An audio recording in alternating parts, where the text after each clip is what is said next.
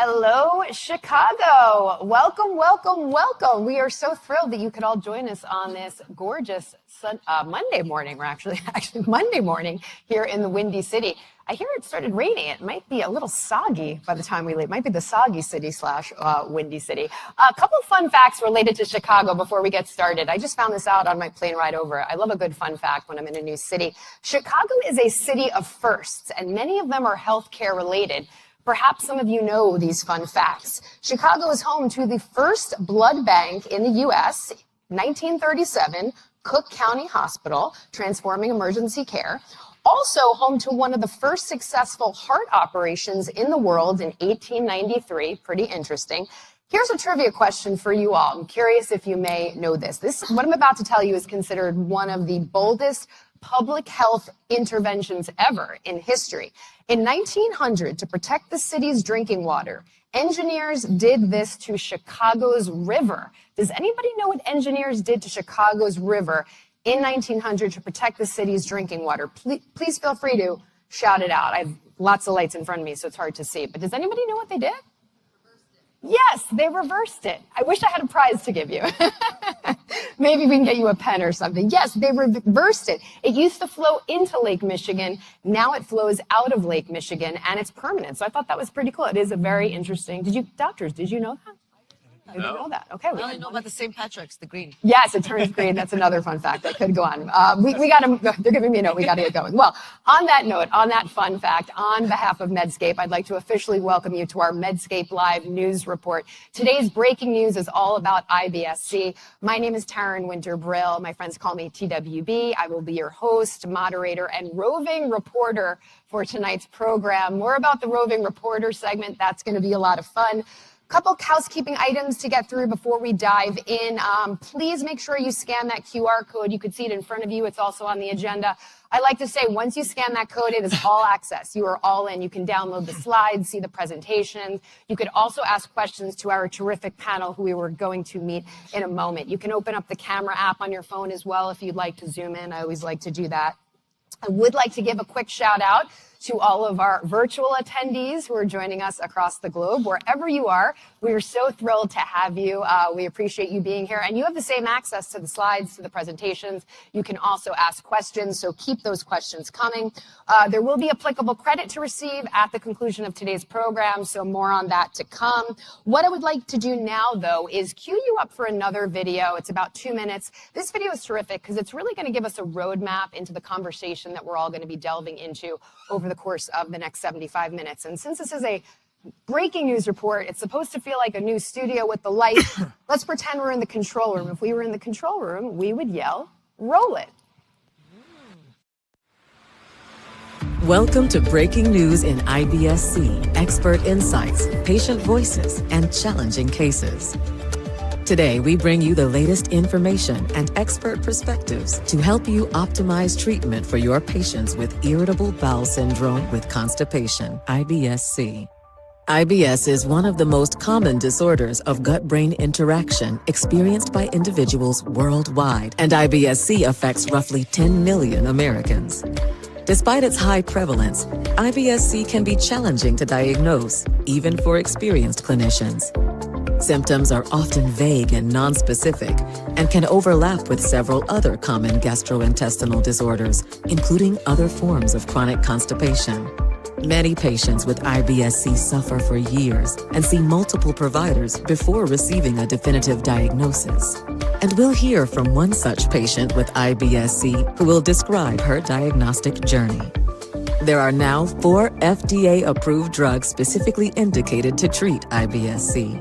These agents can provide substantial relief for patients, but are often underutilized as patients cycle through a variety of over-the-counter medications and dietary interventions before advancing to a prescription treatment.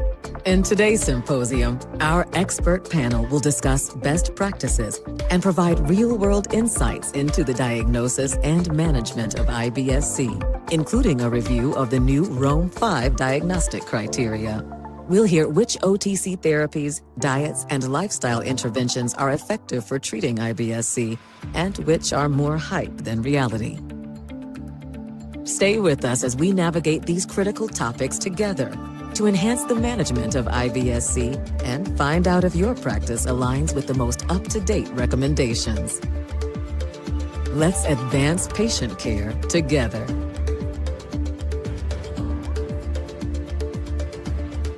All right, let's advance patient care together. We can't do it without the help of, I think the video called you an expert panel. I'm calling you an all-star panel. So it is time to meet our all-star panel. Let's start with Dr. Brenner. Please kindly introduce yourself. Thanks, Taryn. You're too kind. So welcome, ladies and gentlemen. My name is Darren Brenner, and I'm a professor of medicine and surgery here at Northwestern University in Chicago, and I run our neurogastromotility division. And one other quick fun fact. Oh. I think all of you experienced the Windy City yesterday. I thought what little hair I have left was going to blow completely off of my head yesterday. Turns out we're not called the Windy City because of the wind. It's because of our windy politicians and the carpetbaggers back in the days, how they would just blow, you know what, out into space. So that is where we are at in Chicago. So it's all about our politicians. A few, unfortunately, have ended up in jail. So. Awesome. I'm Baha Moshri. I don't have any historical facts about Chicago. I live in Charlotte, North Carolina, and I'm director of motility there, and I'm a professor at Wake Forest University School of Medicine that's in Charlotte now. And I also don't have any more facts about Chicago. I'm in Charleston, South Carolina. I'm a professor of gastroenterology and medicine in the Division of Gastroenterology. All right. Well, welcome to you all. We are so thrilled to have you. We cannot wait to dive in. Everybody, we have the agenda up. You'll see it in a moment. This is kind of, once again, the roadmap, all the segments that we'll be delving into and what you can expect over the course of today's program. You'll notice, you see the roving reporter taking it to the streets. There's 2 of those segments. So this is a lot of fun. This is what I mentioned earlier. What this means is throughout the program, twice to be exact, I will be leaving the stage and joining you all. And I'll be presenting you with a very lighthearted question about some of the material that we've been discussing. And it's really terrific because it's a chance to get your perspective, your insight, your commentary, your feedback. I like to say your lived experience as a clinician. But more importantly, what it does is it establishes a dialogue between you all and our terrific panel, and we get a conversation going. Today's all about being educational and didactic. We're here to learn new things, breaking news, but it's all about being interactive, and that's where you all come in. So I thank you for your participation in advance. We really appreciate it. I look forward to roving with many of you shortly and getting to know you. So with that, I think it is finally time to get things going. I'm going to toss the mic to Dr. Brenner, and that's the proverbial toss. I won't be tossing a mic to you. If I had one now, maybe I would. Thank you very much. You're welcome. So let's talk a little bit about irritable bowel syndrome with constipation and why it should be on your radar. And obviously, we're all practicing gastroenterologists, or at least within the field of gastroenterology. And I always say, if you don't see a patient with IBS and you practice GI, there's probably an issue. So there's an obvious reason why we're all here this evening. And we know that IBS is very common. You know, the previous video just said that it impacts about 10 million people. That's IBS-C. Realistically, if we use less stringent clinically based criteria, we say anywhere between 10 to 12% of the US population has irritable bowel syndrome, which is more in the 45 million person range. Now think about that, right? Let's break the numbers down. 1 in 8 to 1 in 10. So I trained in Ann Arbor. I'm a University of Michigan guy. And I spent many a Saturday afternoon in the big house that holds 116,000 people. And so I would look around, and I'm a nerd, so I'd say, I wonder how many of these people have irritable bowel syndrome, because there was a fellow there. And think about that. If there's 116,000 people in that stadium, how far do you think I have to look to identify an individual with IBS? Or case in point, I think there's about 60 or 70 of us in the room right now. So that means at least somewhere between 6 and 10 of us have IBS. So who's going to admit it? Nobody. No, you got one over here. Oh, one. Thank you. You know, it'd be nice if this was an IBS-D lecture, because we all know about the postprandial urgency, and as people ran out of the room, I'd be able to pick you off with the laser on the pointer, but it's more constipation in it, so that's what we'll go over. Now, if you look at the old PRO data from patients, we think that the prevalence of IBS-C, D, and M is about the same. A third, a third, and a third. But I really like to stop here and focus a little bit, because I actually think that the IBS-M group is basically a prevalence rate that is higher than what we normally see. Mm-hmm. And that occurs for a couple of reasons. I think actually a lot of these people more so meet the criteria for irritable bowel syndrome with constipation. And so I want to talk to a couple of scenarios on how these people present.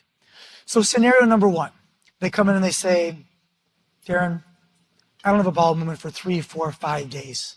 And then I get the urge to go to the bathroom, and I pass some Bristol 1 or Bristol 2 stools. They're more classifying them as like Milk Duds or Baby Ruth bars. And once I get out those really hard chunks, then they get softer and softer and softer. They go to diarrhea. I have 6, 8, 10 bowel movements. Then I'm completely evacuated. I start the process over again. That's IBS-C with overflow. That's not a mixed subtype. The other one is the patient who walks in your office and says, I alternate between constipation and diarrhea, and you pull up in their chart, and they're taking 3 or 4 different laxatives. And you say, well, I think the diarrhea is related to the laxatives. What would happen if I took these medications away?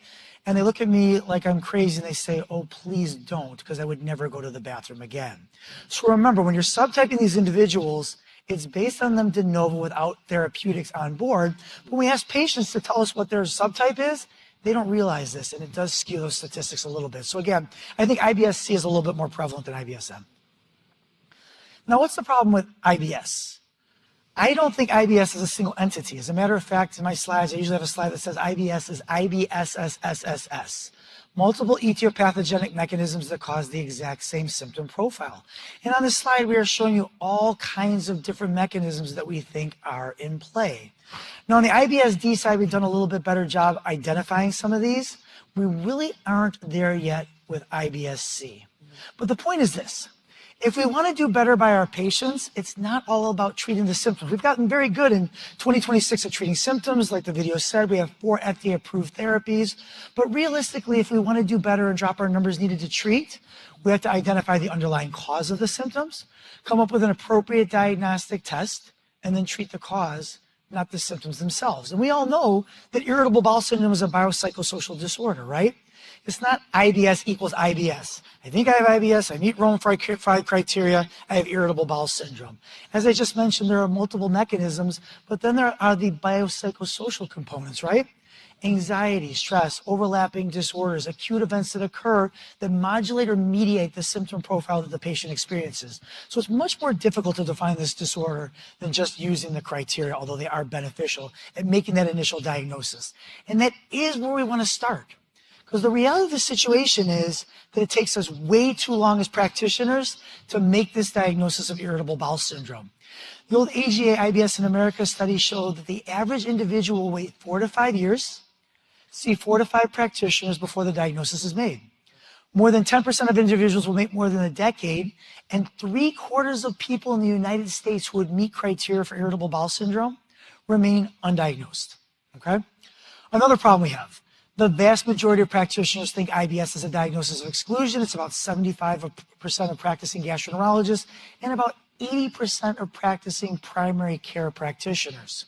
So, run a bunch of tests, superfluous tests, we'll come back to that a little bit later, and then say, I think it's irritable bowel syndrome. Or on the flip side, a young person comes into the office, they have a little bit of bloating, discomfort, some intermittent constipation, call it IBS, and it sticks forever. We have to get better at making a concrete, definitive diagnosis, and it turns out that it's very, very easy to do, and I think Dr. Sharma is going to cover that in a few slides. And the reason why we have to get there quickly is because this is a disorder with a major burden of illness that significantly impacts quality of life.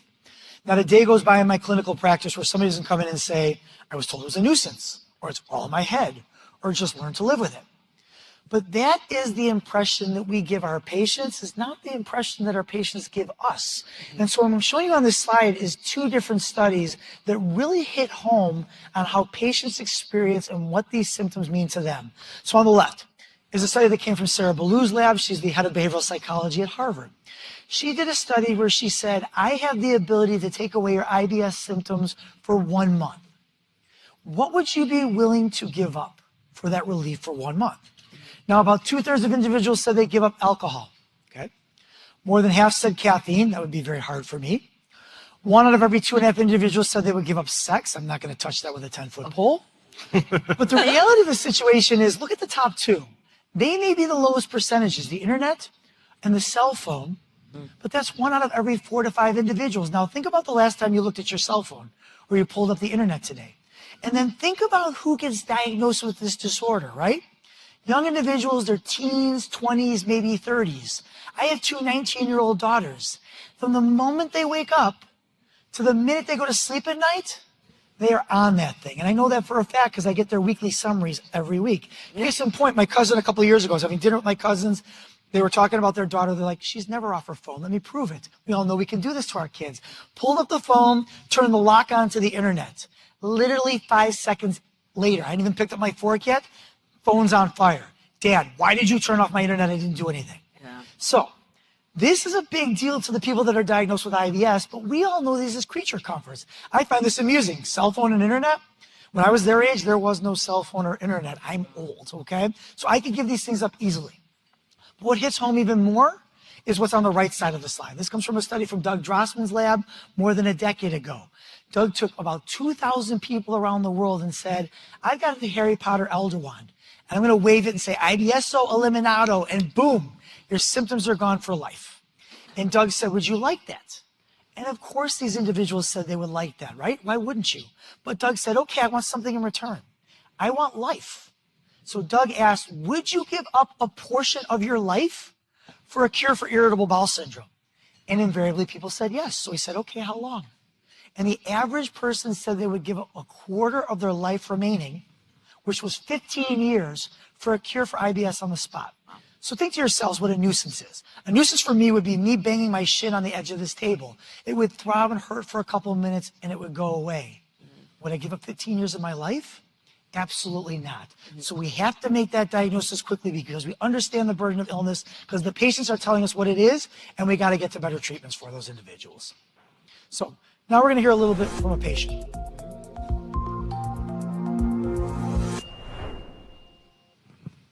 Hi, my name is Karen. I am a mother of 3 kids. I live in Charleston, South Carolina. I have been living with IBS-C for a very long time. It goes back to 2009. I was a very healthy person at the time and came down with a virus. And what I know now is that I had what is known as post-infectious IBS-C. Predominant symptoms, number one is just probably malaise, abdominal pain and discomfort. I think every IBS patient would say they have some measures of gas and bloating, incomplete evacuation. And it just leaves you feeling disgusting. You really don't want to socialize with people. It really does impact your everyday life because you're not feeling 100%. And what I came to understand is that you have physical symptoms going on in the gut. It really is taking attention in your brain as you're very aware of the pain and the discomfort. I went through so many different tests, so many different procedures, everything under the sun to try to understand what was going on.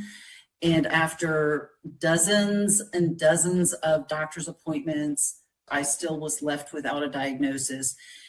It's very hard to be a patient in that scenario. I know that every doctor ultimately wanted to try to help me, but I think sometimes the IBS patient, there's a lot of complexity, and oftentimes you feel like you're being dismissed or that you really don't have a problem. Going into a doctor's appointment and talking about something that's very awkward and very uncomfortable, it's really important to listen and just try to understand where the patient is coming from. It took me about 7 years to reach a place where I finally found a doctor that was able to give me an accurate diagnosis. And it wasn't until then that I would say my quality of life began to improve. Okay. So we're going to take it to the streets. Taryn, what do we got for the audience?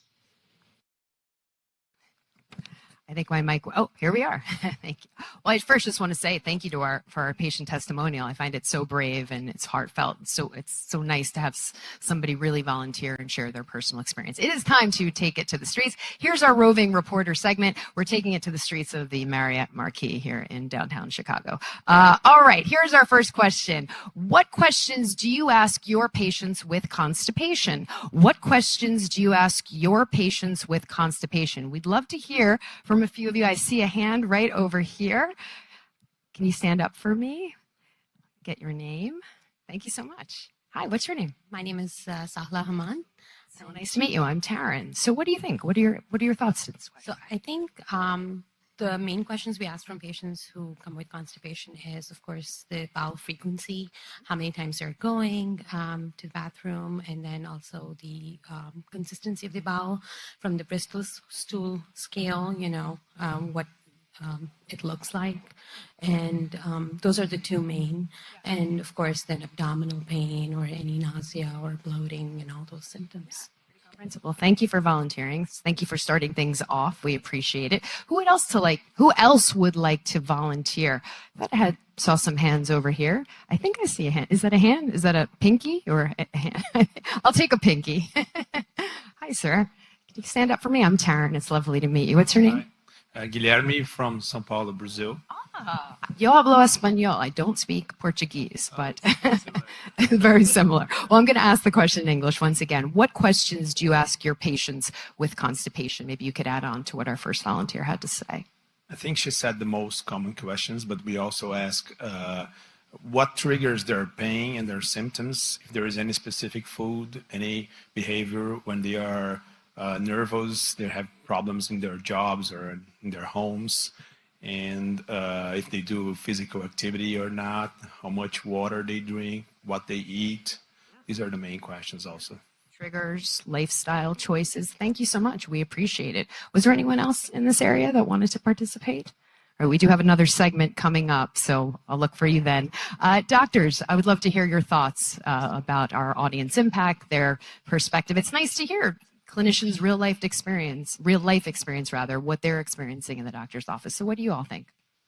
So we heard a lot about physical symptoms, abdominal pain, discomfort, constipation, texture of stools, straining, etc. But I think there's another key point that needs to be addressed with these patients that the patient mentioned as well. So what do you think, Dr. Moshri, Dr. Sharma? What else do we need to be asking these patients to develop a baseline?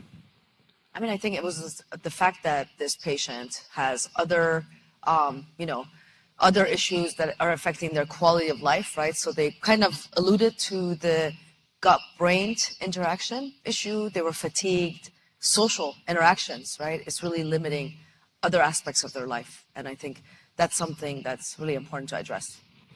Yeah, and then I guess to kind of distinguish how the abdominal pain or constipation gets better when they have a bowel movement, and the frequency changing in their bowel movement. So getting a little bit more nuanced into those kinds of things to kind of get more at the IBS aspect than just the constipation aspect.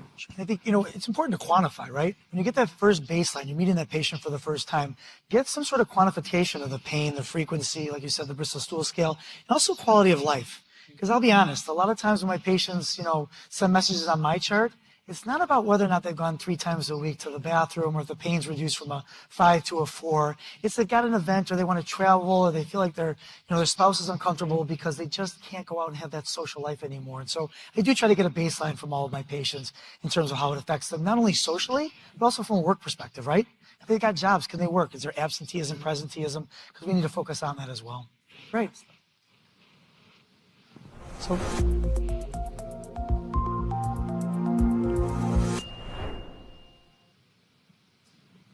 So moving on to the next segment, I'll be taking you through that. The best practices in diagnosing IBS-C. Here we'll start with a case. This is a 34-year-old woman who presents to our clinic. She's married. She's on this seesaw of life. She's got a young child, and she's got aging parents with a very stressful sales jobs. She's had 4 years of constipation that have worsened over the last couple of months. Her abdominal discomfort and bloating and incomplete defecation with straining are also things that she volunteers to you. And her symptoms are negatively impacting her job and her home life, so it's really affecting her quality of life. And she's turned down a promotion because she's worried about taking on additional responsibilities. So that's very common. I mean, our patients really can't move in their career with confidence because of symptoms due to IBS-C. So in the next couple of slides, let's go through what information we need to make that diagnosis. So the breaking news for this DDW as well as the symposium is that we've moved on from Rome 4 to Rome 5 diagnostic criteria for IBS. So what are the changes with that? We're now saying that we need to include discomfort in the language. We have gone back to where Rome 3 was to include discomfort. So recurrent abdominal pain or discomfort on average 3 days a month instead of just 1 day a week. So that's another frequency change there. In the past 3 months associated with more than 2 of the following.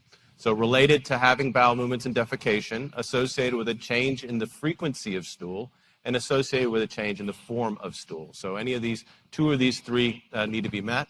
And that criteria, just like similarly before, needs to be fulfilled in the past 3 months for the last 6 months of the onset of the symptoms.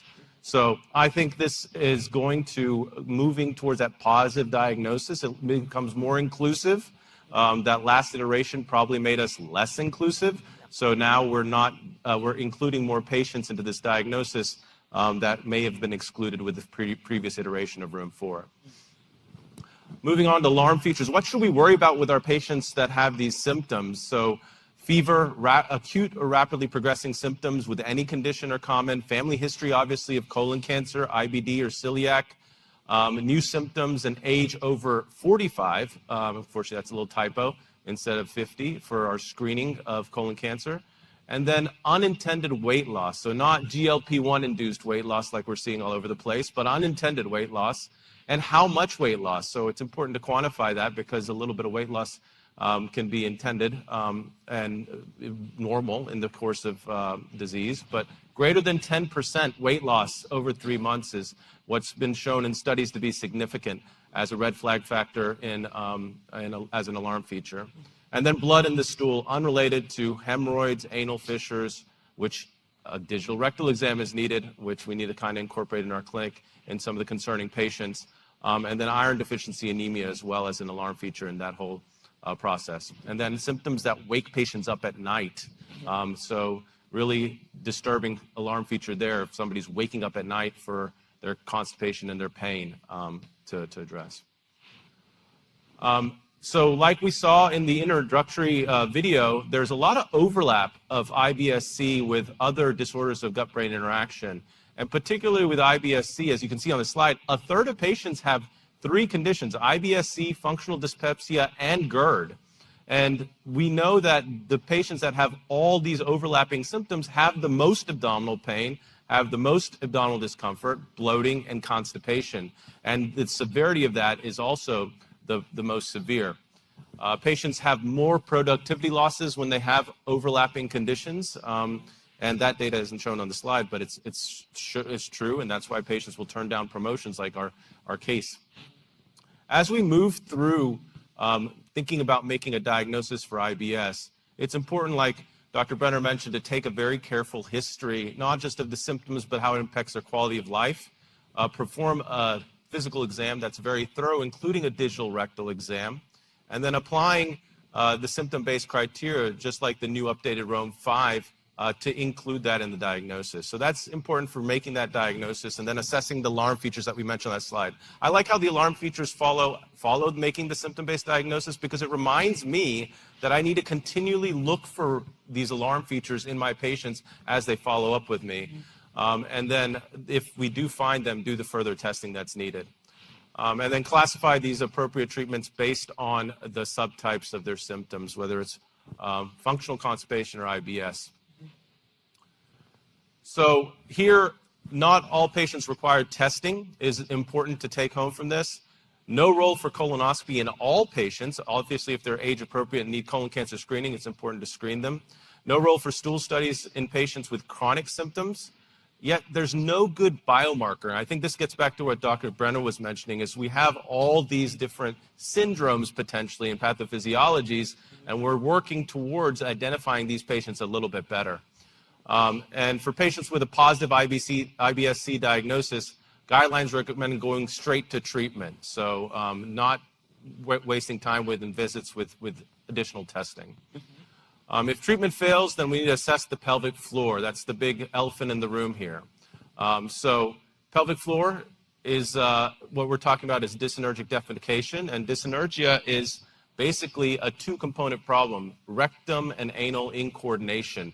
It happens in both sexes, but it's more prevalent in women. Well, why? Well, women go through a lot of things that men don't, right? They have kids, deliver, labor, C-sections, hysterectomies. All that can affect our ability to generate rectal push pressure, which can be overlooked in just a rectal exam sometimes.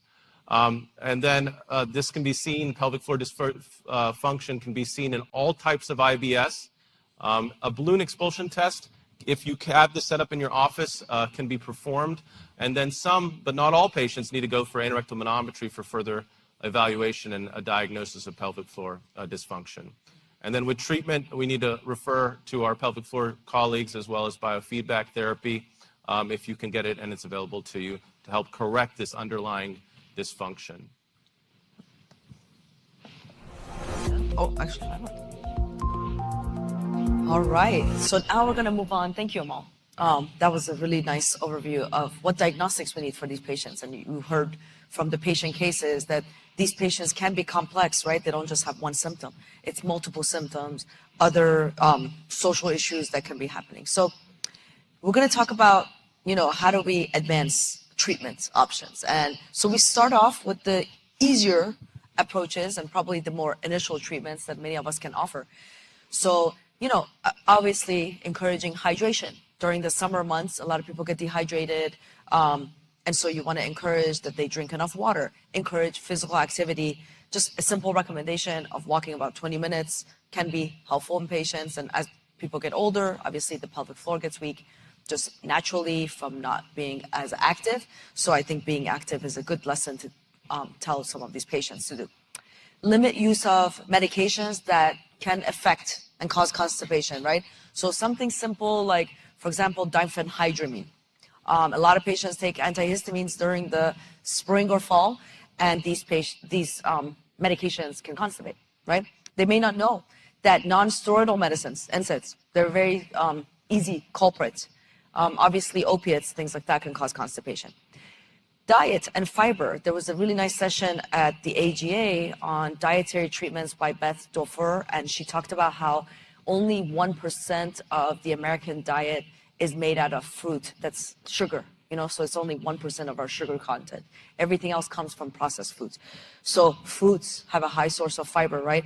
Increasing that soluble fiber is really preferred. Things like psyllium is recommended.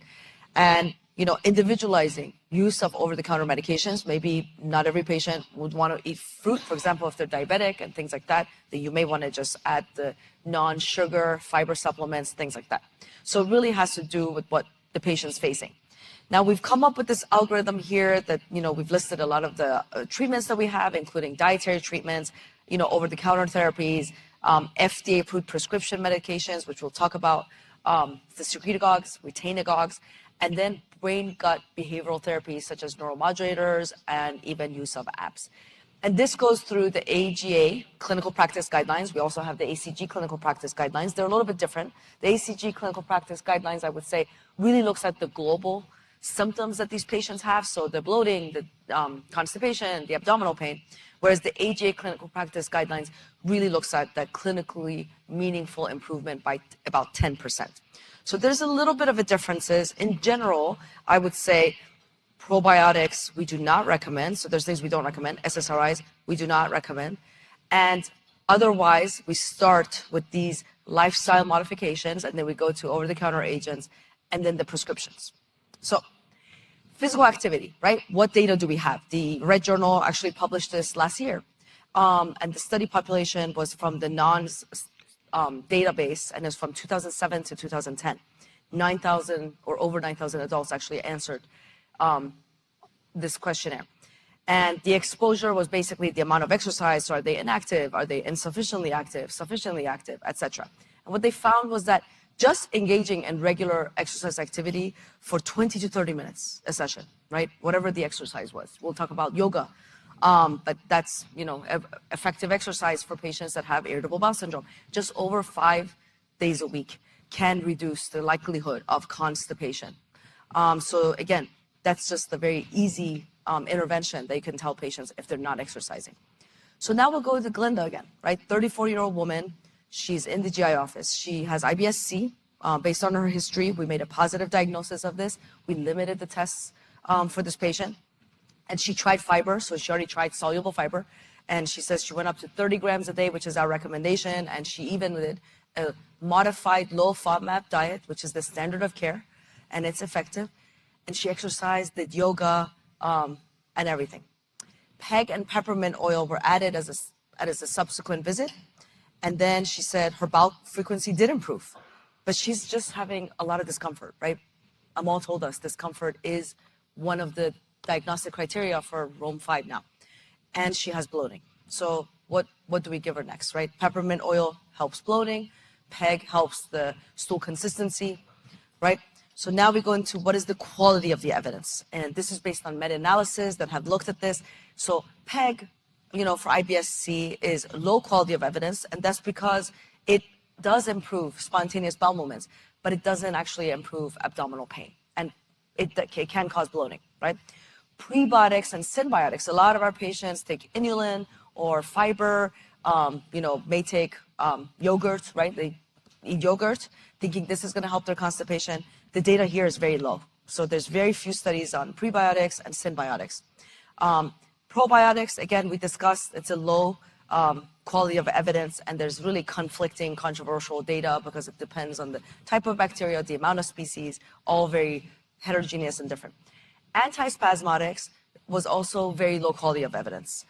It could relieve the postprandial pain though, right? So some of the patients do get relief, but it doesn't really help the chronic pain, right? We keep discussing this is a chronic condition, and it does cause some adverse events, right? It can actually cause constipation. So we wouldn't choose this as a choice in IBS-C patient. Now, we're lucky because we have 4 FDA-approved IBS medications. When I was in fellowship, we only had 1. And now we have 4 as of 2008. We've had them come along, and the last one was tenapanor, which actually launched in 2022. And they do have different mechanisms of action. So lubiprostone is a type 2 chloride channel activator. And the dosage that we use, these are called secretagogues. And the dosage that we use is 8 micrograms twice a day. That's the dosage we use for IBS-C. And there are some side effects, nausea probably being the most common, diarrhea is another side effect. Linaclotide is a guanylate cyclase C receptor agonist, very similar to placanatide that came after that. And there's 2 dosages. So there's 290 micrograms for adults, and it's once daily. And then there's the 145 micrograms once daily for actually now approved in children over the ages of 7. So the side effect is diarrhea, and then there are other side effects. Tenapanor came out again in 2022, and this is an inhibitor of, the sodium and proton exchanger. So what that means is that there is retention of sodium in the gut, and with that you have water secretion. And that's 50 milligrams twice a day, and the side effect being, again, diarrhea. So now we have some treatments, right? How do we position that against the osmotic laxatives, all the over-the-counter agents? Well, some of the therapies, as listed here by Darren and Satish Rao, help abdominal symptoms, right? So many of them will help the bowel symptoms. Everything is a yes here. Stool softeners, I would say just throw them out. Like, no on the stool softener, okay? No probiotics, stool softeners, no. But as far as the bowel symptoms, all of these improve bowel symptoms. However, the abdominal symptoms only, as far as the over-the-counter agents, only get better with soluble fiber, okay? Where the therapeutic agents shine is that they do also help those abdominal symptoms. And we're gonna talk about that further from evidence-based medicine and the studies that we have. So both retainagogues and secretagogues help those abdominal symptoms that our patients suffer from, right? So what's the data with secretagogues? You know, listed here, or I'm not gonna go through this exhaustively, but the number needed to treat is listed here for lubiprostone, linaclotide, and plecanatide. But there are some differences between the lubiprostone, linaclotide, and plecanatide studies because the FDA endpoints were different. So for lubiprostone, an overall responder was defined as monthly responder for over 2 out of the 3 months, and that was having at least moderate relief for at least 4 out of the 4 weeks, or significant relief for 2 out of the 4 weeks, okay? And there was an improvement with number needed to treat of 12. With linaclotide, it was, you know, statistically significant also versus placebo with primary responders, and these are patients that had, it was defined as over 30% reduction in the worst abdominal pain, right? So this was much more rigorous endpoints, and then also an increase in the complete spontaneous bowel movement by 1 from baseline. Similar to plecanatide, again, also with these 2 secretagogues, there was improvement with these guanylate cyclase C agonists over placebo. All right, but how about the abdominal symptoms, right? So looking more specifically at the abdominal symptoms of bloating, discomfort, and pain, we're looking here at change from baseline. So a negative score is actually good. The more negative, the better. You have at the bottom on each of these linaclotide, and then whether it improved the specific abdominal symptoms being the discomfort, the pain, and then the abdominal bloating. And you can see at about 2 weeks, you start seeing a little bit difference between placebo and linaclotide, and that is maintained over 12 weeks. So a lot of times, adherence to these medications is really important, right? That's what we all stress, because if they're not adherent, well, they're gonna have, you know, digression of all of their symptoms, the bloating symptoms, the abdominal pain, and the discomfort. But you can see there is consistent improvement throughout all these weeks. And then with plecanatide, this was also looked at for bloating severity specifically and all the other abdominal pain symptoms, the CSPM, and you can see that the abdominal symptoms all improved, and this is based on 2 phase 3 randomized control trials, and there is, you know, improvement even in the bloating, which bloating is, again, not part of Rome 5, but it is a very significant symptom that many of our patients will report and that they suffer from. In fact, I would say in patients even with functional bloating, a lot of those patients suffer from constipation, and that's why in the guidelines that we worked on with Dr. Josman, we said, please ask about constipation, or perhaps in some of your patients that you think may have overflow diarrhea, get a KUB and see if there's a fecal load, because we can treat the bloating with these constipation meds. So now we have listed here, again, overall responders, so the same FDA endpoints that we had for linaclotide and plecanatide, and we're looking at global response here. And so you can see that tenapanor had overall significant effect on the overall response as compared to placebo. And IBS-C symptoms, the global symptoms improved. So here, this is again change from baseline for over the 12 weeks of treatment period. This is the pooled population data, with again diarrhea being the most common adverse event that was reported, but the abdominal score improves, and in about 2 weeks is where you really start seeing a significant difference between tenapanor and placebo. Abdominal cramping, discomfort, pain, and bloating all improve.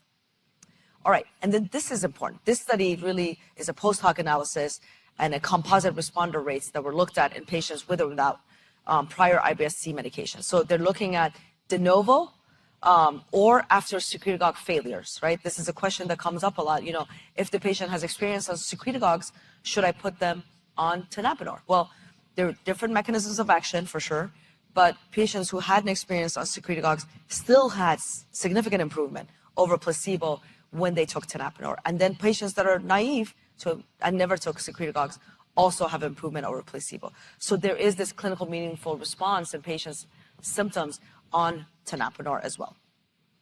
So we go back to the patient case. So now she's, again, diagnosed with IBS-C. She tried the over-the-counter. She's exercising, and you're providing the education and validating her symptoms. So after discussing with her, she agrees that she's going to do linaclotide as, you know, her prescription therapy, and she's taking it once daily. Importantly, she's taking it before meals. So you do want to make sure that they take linaclotide half an hour before meals. She's taken now for 4 weeks, and she says, yes, my constipation really got better. But then she's starting to now experience some cramping. So the abdominal cramping isn't getting better necessarily, and she's having some diarrhea.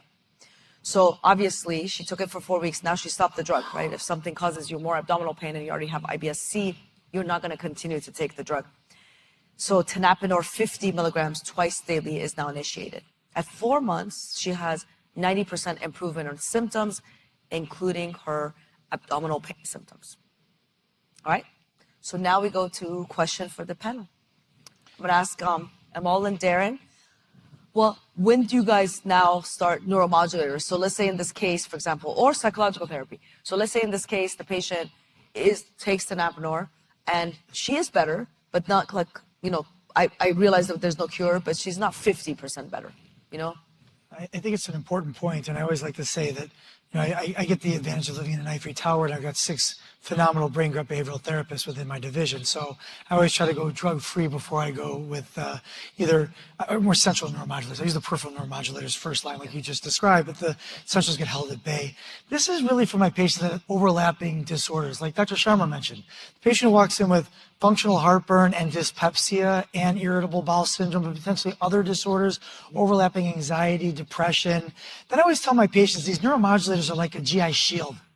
You know, it's a single therapeutic that can really work along that brain-gut axis to block a lot of the different pain symptoms that are associated with these syndromes, because we do think that some of the mechanisms are similar. We look at mast cells, we look at hypereosinophilia, we look at loss of tight junctions, loss of the intestinal epithelial barrier. We see that in dyspepsia and in irritable bowel. So some of the mechanisms we're elucidating, we're seeing a lot, but it also comes down to the patient. And it comes down to the patient history, right? I tell everybody this. If somebody comes to my office, this young lady flared, the last 4 months the symptoms are worse. The question is why, right? So what if the patient says to you, well, the reason I'm worse the last 4 months is I'm under more stress and I lost one of my parents to cancer, okay? At that point, when I'm thinking about this individual, I'm not thinking, what pharmaceutical can I give this person? I'm thinking they've had a trauma, a stressor, and I'm going to go more of a brain-gut behavioral route. Now, yeah, there may be symptoms that I need to treat with a peripheral neuromodulator, like one of the FDA-approved therapies, but I really try to take the history into account. And again, I really try to use these behavioral therapies because I can before I go to the more central neuromodulators that we all have you know, the ability to prescribe. Mm-hmm. That's pretty comprehensive. That's a great approach. I think with a lot of patients, they have not only this trauma, but the trauma may be very distant, and they have just had a behavioral pattern that has kind of persisted with this that they can't get over. And then another thing is you'll talk to them and they're constantly thinking about their symptoms. So, or they may be catastrophizing about when they may flare. And if that attention is constantly going on, I feel like that central activation is constantly there. So those patients, I think, definitely have a need for behavioral therapy, and I'm blessed to have one, not 6, but at least one with me. So I frequently use them for those kinds of patients. Yeah, absolutely. I think those therapies are effective, and honestly, if you don't have to think of these lasts, right? So if you have a patient that has severe symptoms, and like Darren and Amal are saying, you know, they have these other factors that are happening, whether it's OCD behavior, anxiety, lack of sleep, right? Like sleep patterns go along with IBS-C also, right? The insomnia is common. And so, you know, you may want to give them trazodone or something to help them with their insomnia, because otherwise their gut is going to be disturbed during all these episodes. So you can combine, right? We always do augmentation therapy. But don't forget, remember, when we're talking about the therapeutics that Baha mentioned, these are peripheral neuromodulators. Yeah. In a lot of these studies, what we've seen is that the bowel symptoms come first, and then the pain follows by a few weeks, 3 to 4 weeks difference for all of these medications. So you have to give the therapeutic the time to work. We know that they have to get more time to see the pain, discomfort, and bloating. And one of the things that was on those slides, if you looked at all those Kaplan-Meier curves, what's interesting is when you look at the tenapanor data or look at the linaclotide data from the AS3 studies, those curves kind of mirror each other, right? If you were to take those curves, the pain, discomfort, and bloating, and overlap them, they would overlap very well, which kind of hints that there's going to be some sort of singular entity that's responsible for all of these symptoms. And if you can target that peripherally, you may not have to go centrally. Yeah, absolutely. All right, very good. So I'm going to now talk about the pharmacologic therapies, which we call central neuromodulators, right? So we've got the sodium channel blockers, which are also acting on the norepinephrine, serotonin, the anticholinergic, the TCAs, right? These oftentimes tend to be first line when we're treating pain. So for pain predominant, the guidelines do suggest if you have a patient with moderate to severe symptoms, you could initiate TCAs. But they do have these other sedating side effects and other side effects, so you do have to be cognizant of that. SSRIs we also talked about. Now, some of these SSRIs can be used for upper gut issues, so functional, chest pain and others. But they are actually not really recommended for irritable bowel syndrome. And if you have a patient, though, with anxiety, right, so if it's anxiety predominant or OCD, then SSRI may actually be a good idea. But guidelines do not recommend these agents because they don't help the global symptoms of IBS and the pain in IBS.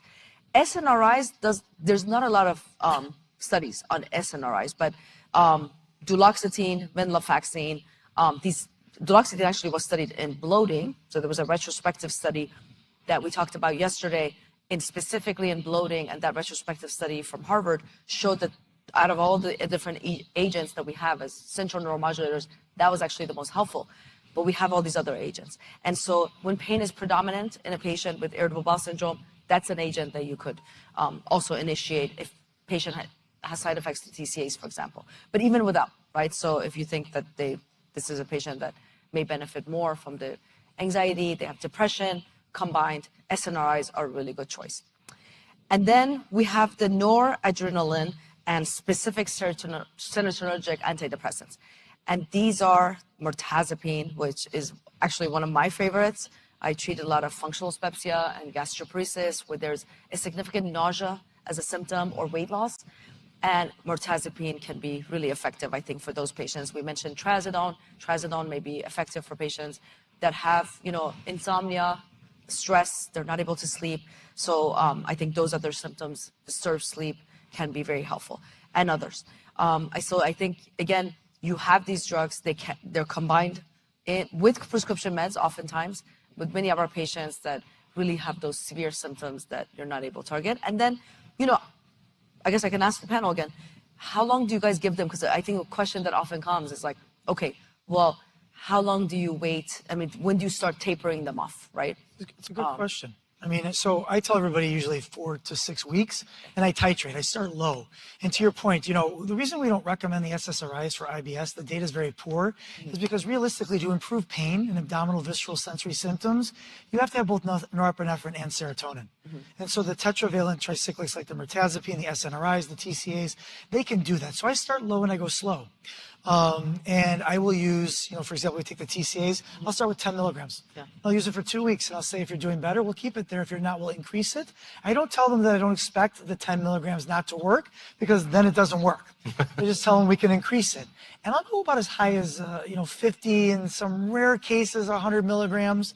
But I also use that to justify the fact that these are working kind of in the periphery as well along that brain-gut axis, because I mentioned that these are old school antidepressants. I address the elephant in the room, and I tell people, but back then, we used these in doses of 200, 300 milligrams, much higher doses than 10. And I tell people we changed the name from antidepressant to neuromodulator, just like when we first started using aspirins. We use them for inflammation, right, for joint pains and things, and now we use them for secondary prophylaxis of heart attacks and strokes. So with medicine, over time, we learn how to retool therapeutics to our benefit. As medicine advances, we understand better what these medications are doing for us. Yeah, and I think, What about you? sorry, Yeah, I was going to say that I think that the thresholds is a moving target too, right? I mean, I think you need an expectation set. Patients that there's no evidence because it's just so complicated. That pathophysiology side says certain foods may trigger the pain, certain other things that we don't know, lack of sleep. So there's so many factors that go into it, and moving the patient through all these therapies is trial and error. And sometimes it takes quite a time to find exactly the right dose or the right medicine that will work with behavioral therapy, with some of our medicines for IBS-C. That's a good point, right? Sometimes we mix them. Yes. So our behavioral therapist will actually come back to us and say, I'm controlling the catastrophization of the IBS symptoms, but there is a component that is just high anxiety that we can't treat. And they'll ask us to prescribe like an SSRI to reduce that component of the process as well. So there is that integrated piece where we use these medications along with behavioral medicine. That's a really good point. Yep, absolutely. Great Right. discussion. And then psychological therapies, right? Again, same here. We don't have to wait till much later in the treatment algorithm to initiate these, really gut-directed behavioral therapy, right? So if you're identifying the patient, like Amal was saying, the patient's catastrophizing, there's childhood trauma, there's a lot of PTSD, like veterans, for example, in one of the discussions at DDW, was, there's a lot of PTSD in some of these veterans. And so you may want to initiate some of these therapies with your prescription meds from the beginning, right? So that addresses that. Cognitive behavioral therapy, these are what we have available. Hypnotherapy, this multi-component psychological therapy, dynamic psychotherapy, right? These are all things that our psychologists can offer. And in places where, you don't have a GI psychologist, because I acknowledge that not everybody does, but you have someone, a psychologist, that's interested in learning or can guide you and guide the patient towards, apps, right? There's a lot of apps like Calm and others that are web-based now that are available. And I think many patients are actually really open to them. They don't have to come in for this, right? So there's not time missed off from work. They can do these things after work. And then these digital gut-brain therapies that are available can be very effective for our patients. And I know the three of us probably, when we see our patients, you really utilize these therapies to really take care of our patients and make sure that we're addressing those other factors that they have mentioned as we're gathering all our data. And sometimes it doesn't, I would say, especially with regards to childhood trauma or sexual trauma and things like that, right? Those are very sensitive topics, and they don't often come up in the first, right, evaluation, in the first visit. So these are things you'll work through with subsequent visits, right? Something they'll open up as they see you and the patient-physician relationship has, progressed, right? They trust you, you develop trust, and they realize that you are invested in their care and you're trying different things to get them to that kind of 50% improvement or whatever the goal that you guys set. So yeah, I don't know if you guys have any comments about that. Yeah, I just think I'd iterate the point. Again, look at the mechanism of action. If it's a trauma, again, this is where I think, unfortunately, Rome gets it a little bit wrong, where they say this would be a second-line intervention or a third-line intervention. That's because there haven't been any clinical trials that have looked at just using behavioral therapies without it being an adjunct. Even the IBS-OS study that we did years ago that looked at minimal contact CBT 4 weeks was an adjunct to standard therapies. But I will tell you, in clinical practice in 20 years and referring thousands of patients to our behavioral therapists, it absolutely is effective as a first-line agent in the right person with the right triggers. Yeah, absolutely. And then I would also say that the access is being increased because you can be at Northwestern MUSC Atrium and have a therapist by your side, but many places don't, and now they're available virtually and through apps and even VR and things like that, so that patients can have access to these treatments that are very, very necessary and sometimes even more limited than seeing the gastroenterologist. So I think that's the accessibility should only increase as we go forward. Absolutely. I'm glad you mentioned VR. There were some really cool sessions that were on that at DDW about virtual reality and patients with functional dyspepsia and IBS. So. All right, very good. So back to Taryn. Taking out in the streets again. taking it to the streets once again. Thank you, Dr. Moshri. And thank you to the panel. The question for the panel was terrific because it was a bit of a tease. I want to remind everybody to get your questions in. That's coming in just a few minutes for the terrific Q&A we're going to have with our panel. So if you haven't already submitted a question to our virtual attendees as well, make sure you scan that QR code. Again, you can see the slides, but you can submit questions here if you're in the audience live, but also joining us at home. So that's coming up shortly. All right, it is my favorite part of the program, taking it to the streets, getting some audience impact. It is time to rove. Here is our next question. Let's serve up the next question to the audience so we can get a dialogue going with our doctors. The next question is, what factors do you take into account when formulating a treatment plan for IBS-C? The question once again, what factors do you take into account when formulating a treatment plan for IBS-C? I would love to rove around and see what some of our audience members have to say. And once again, get a conversation going between you all and our expert panel on stage. Raise your hand. Don't all raise your hands at once. Anyone like to share? Here's the question once again. What factors do you take into account when formulating a treatment plan for IBS-C? So for all the clinicians in the room, what factors do you take into account? I thought I saw this table looking at me. Yes. He's looking at me now. Would you like to contribute, sir? I think that's excellent. All right, hang on. Let's get our photographer set up. Are we getting a good frame? Okay, what's your name? Richard. Richard, it's lovely to meet you. I'm Taryn. I'm going to have you look this way. You can look at me. All right, so what are your thoughts? The question is, once again, what factors do you take into account when formulating a treatment plan for IBS-C? So I'm looking at what the patient has access to. So insurance coverage, what could I get? If it is about getting some sort of additional help in, is it available in my area? If it is virtual, is that something the patient is willing to do, which sometimes is not always convenient for them, or they like just to say no. Right. It's something different. And where I live is more rural, so to get to a specialty place, we're talking about 2 hours away. Right. Yeah. So it's a little bit harder. I have no psychologist within easy distance. Where are you from? Southwest Virginia. All right. So usually it's UVA or Wake Forest is who I send most people to. Yeah, but access, very, very, very important. Well, thank you so much, Richard. We really appreciate your participation and for roving. I hope that was fun.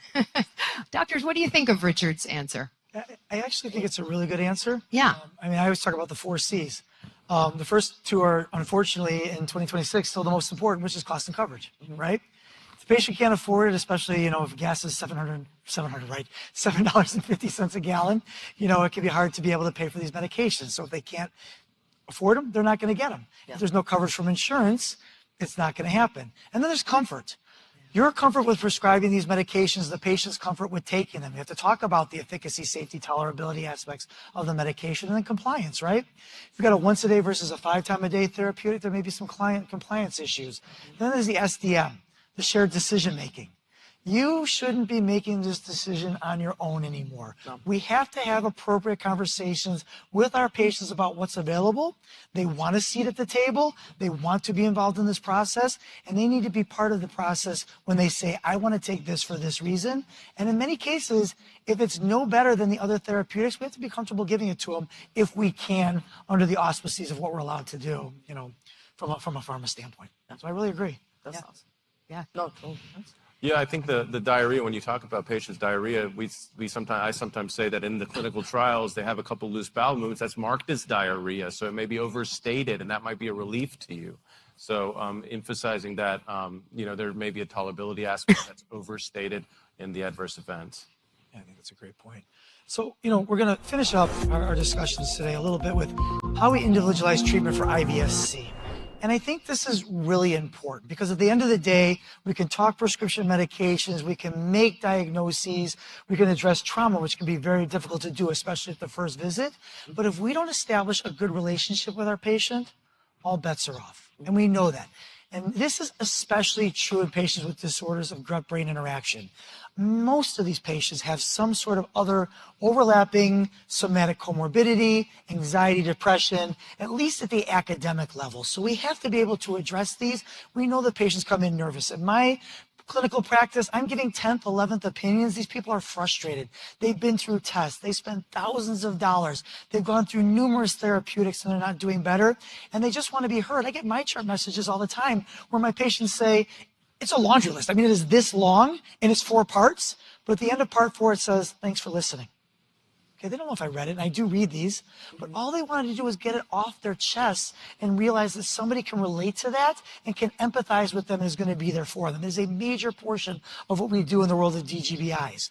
And that relationship is key. There are numerous studies that have shown if you validate the symptoms, forget the, I think it's IBS. Use the criteria Dr. Sharma showed you. It's IBS. I'm going to tell you that it's irritable bowel syndrome as we go any further. Empathize with it. I know how you feel about this. I know what you've been through. I hear it all the time. Some of us may even have irritable bowel syndrome and can relate personally to that sort of thing because we want to reduce healthcare seeking. We all know what happens. You go to the next practitioner, they do more tests. You run enough tests, something's going to come back positive. And that person ends up with their 10th EGD or in an operating room or with a treatment that makes absolutely no sense to their symptom profile because we just went through the litany of every test we can run in something. If you run 100 tests, it's going to come back positive at some point. If you have that negative relationship, you blow them off, I think it's IBS, whatever, you're crazy, just go learn to live with it, get out of my office, I don't have time to talk to you, I want to go do another procedure. Then the patients are going to leave, okay? We're not doing them the service that they asked us for. And again, I say this all the time. As GI practitioners, we know disorders of gut-brain interaction are the most common things we see. We have asked for this.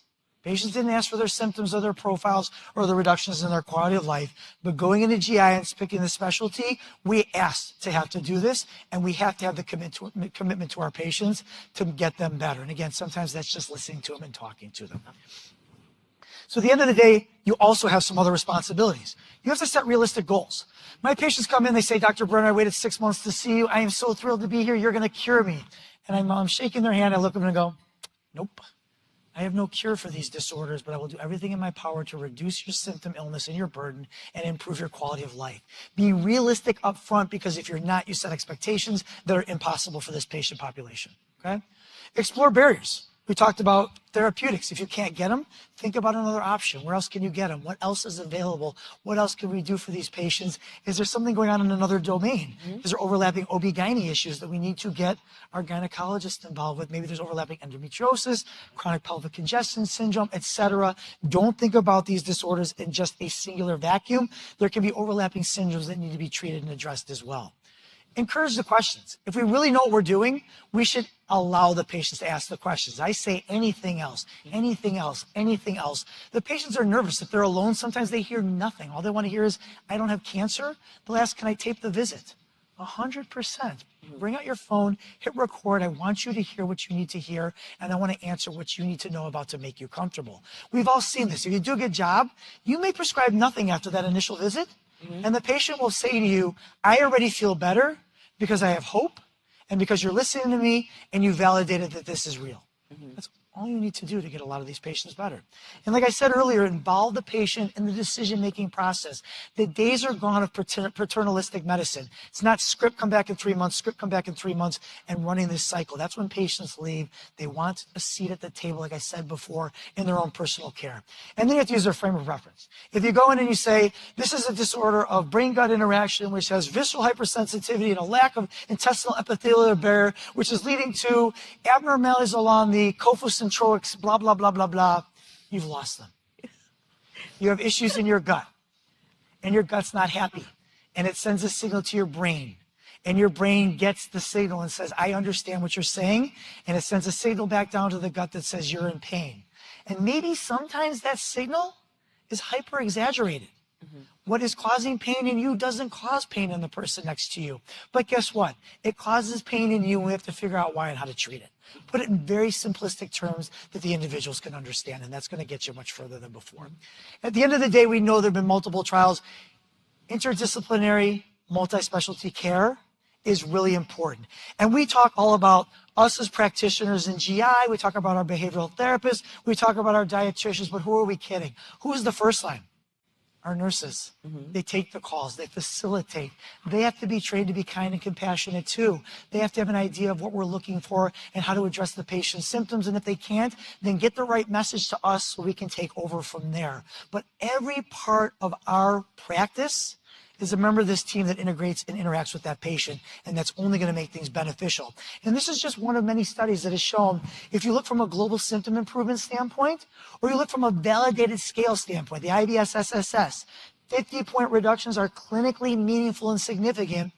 Interdisciplinary care, as opposed to standard care, always gets patients better and has been shown to reduce economic burden in terms of testing in the levels of thousands, okay? And in this clinical trial, it was about 2,000. So let's go back to what I said earlier. About 40 million people in the IBS, with IBS in the United States.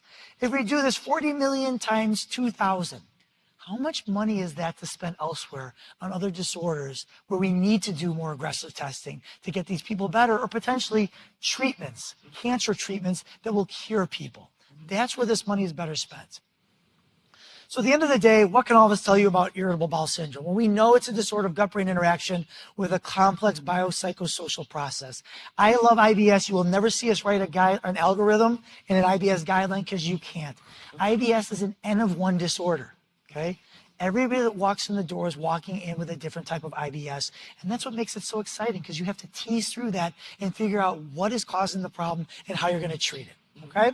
But that being said, if you want to make the initial diagnosis before you dive deeper, use the Rome 5 criteria. We didn't talk about this, but in IBS-C, if you take the inclusion criteria of Rome and the alarm signs or symptoms if your patients don't meet them, the accuracy of an IBS diagnosis approaches about 95%. Okay? We don't need a lot of tests. So tests are selective. On the C side, none. On the D side, serum IgA, tissue transglutaminase IgA to rule out celiac, and a fecal calprotectin or CRP to potentially rule out inflammatory bowel disease. That's it. We have lots of medications for IBS-C that are FDA approved. We talked about the secretagogues and the retainagogues, which have a little bit different mechanism of action. You want to talk to your patients about these and see what their thoughts are when you're thinking about prescribing these. The over-the-counter prescriptions, I'm not a fan. Remember, the sine qua non of IBS is pain and discomfort now. Rome 5 did Rome 3 a disservice. It was better clinically. I'm thrilled that we shifted back and we got away from Rome 4. But the over-the-counter laxatives and antidiarrheals will not get the abdominal symptoms. I'm not a fan of using polypharmacy when I've got good evidence-based therapeutics through rigorous phase 3 and 4 trials that show that with a single therapeutic, I can get you better. I can get the global symptoms, so I go there. And remember, use your colleagues and use shared decision-making for the best outcomes. So with that, I'm going to thank you very much for all of your time and attention. And I've got a whole bunch of excellent questions that you've been sending in over the course of the evening, so I'm going to go to those.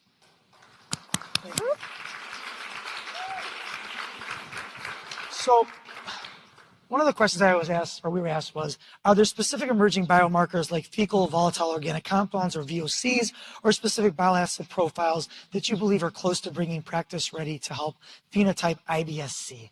I think IBS-C is a little bit hard. IBS-D. Yeah, I think these are more IBS-D, and they're getting closer. On the C side, maybe not ready for everybody, maybe more on the academic side, but you can think about them. Breath testing for EMO, right? EMO has been correlated, breath methane has been correlated with delays in gut motility. The higher the level of methane, the more higher the likelihood of constipation.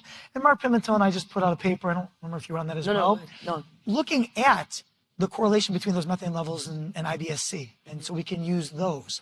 InFoods IBS has an 18-food test that has been shown to potentially be associated with, in their IgG tests, with symptoms, and this is subtype agnostic, so it has been shown to be beneficial for IBS-C. I was just going to ask, like, for IMO, what do you guys usually do when you see somebody with IMO? And you know, I usually personally treat them for constipation. When I see the methanogens are high, I initiate constipation meds. I mean, it doesn't have to be an IBS-C medication, but any of the constipation therapies that we have initially, and if it's not improved, then perhaps, you know, rifaximin and other agents. But I don't know for sure. Yeah, that's my same approach. I don't target the methanogen specifically with antibiotics. I think trying to treat their constipation, and a lot of those patients do get better. I totally agree. I'll be honest with you. I have treated people with EMO who have constipation and see the abdominal symptoms get better, but I don't think I've ever had a global symptom response if I just treat with the antibiotics for a short period of time. So that's great. Okay. So I think, Dr. Sharma, this goes one more towards you. With the shift towards a positive diagnostic strategy rather than a diagnosis of exclusion strategy, how do you manage the patient's anxiety when they feel they haven't been thoroughly tested with imaging or a colonoscopy? Yeah, so that goes back to the slide with the red flags, the alarm features, right? So I think reassuring the patient when they don't have any of those features is an art, right? I mean, you have to really connect with the patient. You can't blow them off. You have to validate their concerns that they think something is wrong. And if they've already had, at least in our cases where patients have already referred, they've already had some of the tests done, like a colonoscopy or a CT scan, and saying, listen, we don't need to keep repeating this test because nothing's going to show up in this interim period without any red flag signs. So I think, just meeting patients where they are and trying to validate their concerns, but yet, reassure them that none of these major things like cancer are really realistic in their scenario. I think it's a really good point. There's at least 5 clinical trials that have looked at the utility of colonoscopy and irritable bowel syndrome. And I found the visuals for my patients in clinic are very useful. I carry my computer around and I show them just little snippets from these 5 studies that show that the prevalence of colon cancer in the absence of the alarm signs or symptoms that you mentioned is approximating 0. Okay. Now, that being said, I'm a realist. And I used to be the purest academic, and people would say I have to do that first colonoscopy and say, shame on you. But I'm a realist now, okay, after 20 years. So I say, if there really is a concern, if your clinical acumen screams you have to do a colonoscopy, or more importantly, if you feel that your patient's quality of life and anxiety will drop, which can improve overall symptom profiles by doing that first colonoscopy, I will never disagree with that. Where I disagree is when they get the second, the third, the fourth, and the fifth, because I see the 19-year-olds who had 6 colonoscopies. And I scratch my head and say, how in the world does a 19-year-old need 6 colonoscopies? The UK data bank, biobank, they actually have a whole series of studies where they looked at IBS and whether there's increased mortality from colon cancer, breast cancer, all these different cancers. And it was actually less in patients with IBS than other diseases. And so the mortality rates with IBS were lower from colon cancer than the general population. That's right, than the general population. So, yeah. So I'm going to ask you this one. While PEG is often the first-line payer-mandated step, the data shows it does little for visceral pain associated with IBS-C. Yep. So how do you clinically advocate for moving a patient directly to a secretagogue or retainagogue when pain is the primary driver rather than just the frequency?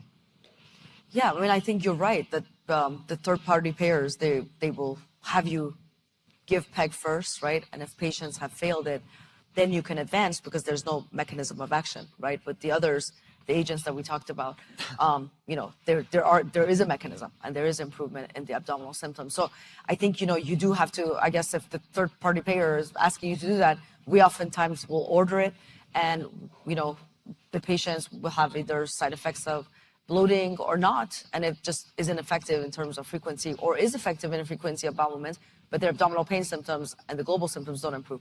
So usually, I think we just have to, unfortunately, do those prior authorizations. I would say use the apps now with open evidence, ChatGPT, Copilot. You can actually make really nice letters with prior authorization letters that are on there.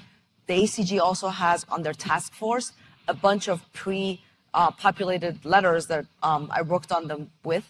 And basically, you just kind of fill in what the patient has tried, the other stuff that they've tried, maybe lactulose oftentimes ends up on some party payers, fiber, things like that. Yeah, you can I think you have these tools, but I know there's a lot of burden to your clinics.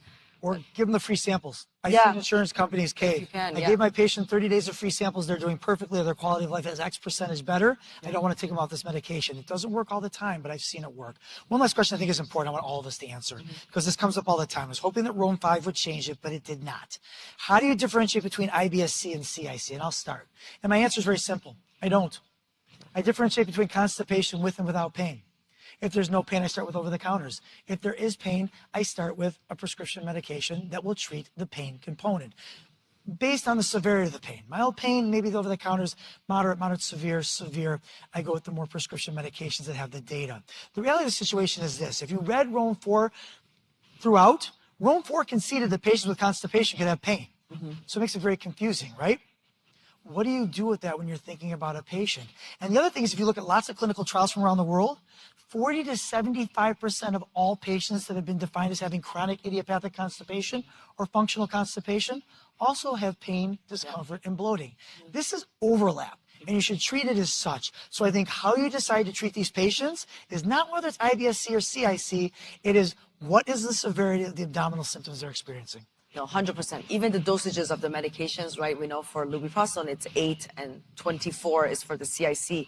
In my notes, I usually just put spectrum of CIC to IBS-C so that even when my nurse has to get prior authorizations, both Warbridge is in there, and then me and the patient decide based on the severity of the symptoms which dose of the drug I'm going to give them. So I agree. And then I would just add that this year has been especially changing in terms of regulatory processes. So, what you say here today may change tomorrow. So just have an ear with your nurses as your first line people who are going to help you through these processes to find out exactly which way the wind is blowing in your locale, in your insurance population, et cetera. And be willing to go the extra mile to get the patients the medicines that they need if they need it. So with that, I'm going to say thank you to my colleagues and friends, Dr. Sharma, Dr. Moshri, for your time and attention. I thank all of you. And I hate to wrap this up. These questions are amazing. We have so many to get to, but I just wanted to say, I know we're a little over time, but thank you all. A big round of applause to everybody. First and foremost, to our expert panel of doctors, thank you so much for being here. We couldn't have done it without your incredible insight. Have to thank our incredible audience for your questions, of course, and to my roving reportees. Thank you so much for participating. We really appreciate getting you involved. Don't forget to earn your applicable credit. Make sure you scan that QR code. It's right in front of you. And have a terrific night in Chicago. I think it's a little rainy outside, so stay safe, stay dry. It's a little soggy, but thank you again. Round of applause. This was great. To be continued. We'll see you next time. Thank you. Thanks for being a part of our news report.